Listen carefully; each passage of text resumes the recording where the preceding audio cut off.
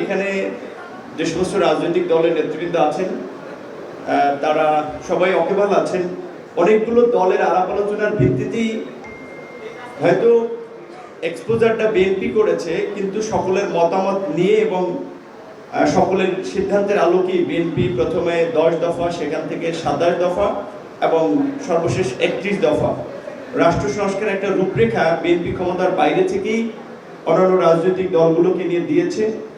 এবং নির্বাচনের পূর্বেই, ফ্যাসিবাদ ঘটনার পূর্বেই বিএনপির পক্ষ থেকে আগাম জাতীয় সরকার ঘোষণা, এই সংকটের রাষ্ট্রকে উত্তরণের জন্য একটা ঘোষণা ছিল, যার মধ্যে দিয়ে বিএনপি এই জুলাই গণ অভ্যুত্থানটা, এটা আমরা সকলেই জানি, একটা ছাত্র আন্দোলনকে কেন্দ্র হলেও এর প্রেক্ষাপটটা গত 16 বছর ধরেই গণতান্ত্রিক লড়াইয়ের মধ্যে দিয়ে তৈরি হয়েছে। সেখানে বিএনপি যদি এই জাতীয় ঐক্যের জায়গাটা তৈরি করতে না পারত, তাহলে হয়তো এই গণ অভ্যুত্থানটা কবে হতো সেটা বলা মুশকিল হতো। বিএনপির এই সংগঠিত জাতীয় ঐক্যের রূপের ফলেই কিন্তু আমরা সকলে সম্মিলিতভাবে ফ্যাসিবাদের বিরুদ্ধে রাজপথে রুখে দাঁড়াতে পেরেছি। তো আজকে দেশে নির্বাচন নিয়ে যে সংকট তৈরি হয়েছে কিংবা রাষ্ট্র সংস্কার নিয়ে আমি মনে করি অহেতুক বিতর্ক এবং বিভাজন হচ্ছে, এইটাকে কমিয়ে আনার জন্য বিএনপি একটা বড় রাজনৈতিক দল হিসেবে ভূমিকা নিতে পারে। সরকারকে রাজনৈতিক দলগুলো সহযোগিতা করছে বিধায়ী সরকার স্মুথলি যতটুকু রাষ্ট্র পরিচালনা করতে পারছে। সংস্কারের প্রশ্নেও বিএনপিকে আমি মনে করি একটা ভূমিকা নিতে হবে। কোন কোন জায়গায় বিশেষ করে রাজনৈতিক দলগুলোকে নিয়ে ঐক্যমত্য তৈরি করা যায়। সরকার অনেক ক্ষেত্রে পারছে না, সেই বিভাজনটা আমরা দেখছি যে সরকারের উপদেষ্টাদের বক্তব্য এবং সরকারের কিছু পক্ষপাতমূলক আচরণের কারণে কিছুটা বিভাজন তৈরি হচ্ছে।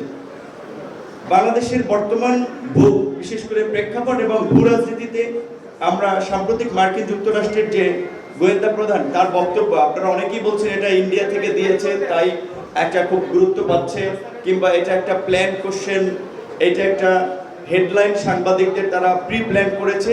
কিন্তু এই বক্তব্য কিন্তু 9/11-এর ওয়ার অ্যান্ড টেররের মতো আমি পশ্চিমাদের একটা ন্যারেটিভ যে বাংলাদেশকে ঘিরে ইন্ডিয়া তৈরি করেছিল এবং সেটা পশ্চিমাদের আপনার গিলিয়েছিল, সেই পুরানো ন্যারেটিভের ক্ষেত্রে আমি কিন্তু দেখতে পাচ্ছি। সেই জায়গা থেকে বিএনপির এখানে বড় রাজনৈতিক দল হিসেবে রাষ্ট্র পরিচালনার অভিজ্ঞতা রয়েছে, এখনো সরকারকে সুপরামর্শ দেওয়ার এবং সঠিক পথে পরিচালনার ক্ষেত্রে আমি মনে করি তারা ভূমিকা নিতে পারবে।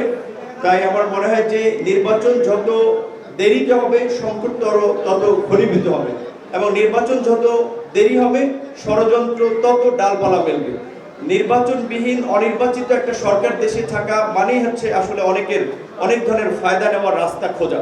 সেই জায়গা থেকে রাজনৈতিক দলগুলোকে নিয়ে একটা নির্বাচনের প্রশ্নে বিএনপির আমার মনে হয় যে ঐক্যমতের দিকে যাওয়াটা দরকার।